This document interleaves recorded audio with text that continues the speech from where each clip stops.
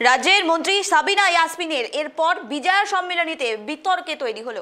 রাজ্যের প্রতিমন্ত্রী তাজমুল হোসেন মঙ্গলবার মালদাহে হরিশ্চন্দ্রপুর 1 নম্বর ব্লকের তৃণমূল কংগ্রেসের বিজয়া সম্মেলনী অনুষ্ঠানে বিস্ফোরক মন্তব্য রাজ্যের মন্ত্রী এবং হরিশ্চন্দ্রপুর বিধায়ক তাজমুল হোসেনের। বক্তব্য রাখতে গিয়ে তিনি বলেন, এসআইআর হোক সমস্যা নেই, কিন্তু এলাকায় কারো নাম বাদ পড়লে এলাকা লন্ডভন্ড করে দেব, সবাইকে নিয়ে আন্দোলনে নামবো। মন্ত্রীর এই ধরনের মন্তব্য ইতিমধ্যে তৈরি হয়েছে রাজনৈতিক জল্পনা কল্পনা। প্রশাসনিক নিরপেক্ষতার প্রশ্ন তুলে তাদের দাবি, ভোটার তালিকা সংশোধনের মতো একটি গভীর প্রক্রিয়াকে এমন হুমকি এবং গণতান্ত্রিক পরিকাঠামোর জন্য বিপজ্জনক। এর আগে একই মন্তব্য করেছিলেন রাজ্যের আরেক মন্ত্রী সাবিনা ইয়াসমিন।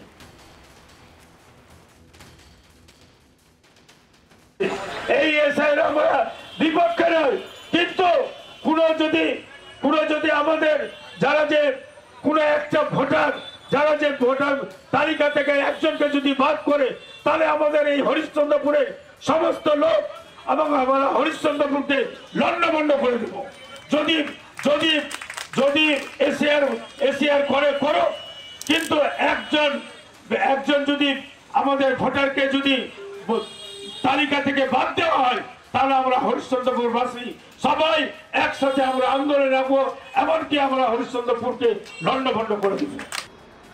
রাজ্যের হাপ্পের মন্ত্রী তাজমুল হোসেন বলেছেন, হরিশ্চন্দ্রপুরের মাটিতে এসআইআর যদি একটাও নাম বাদ যায়, তাহলে হরিশ্চন্দ্রপুরের মাটিকে তিনি লন্ডভন্ড করে দিবেন।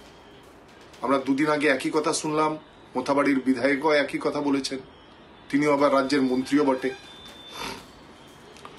বিভিন্ন সামাজিক মাধ্যমে দেখছি তৃণমূলের নেতা নেত্রীরা মানুষকে ভয় দেখাচ্ছে এবং একই কথা বলছে এসআইআর নিয়ে, কারণ তারা তাদের নেত্রী এই ভয়টা মানুষকে দেখিয়েছেন এবং তারই কথায় তৃণমূলের নেতা নেত্রীরা অনুপ্রাণিত।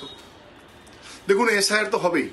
এনআরসির নাম করে যে করেছিল, আমাদের দিদি বলেছিল আমি যতদিন বেঁচে থাকবো আমি এনআরসি হতে দিব না।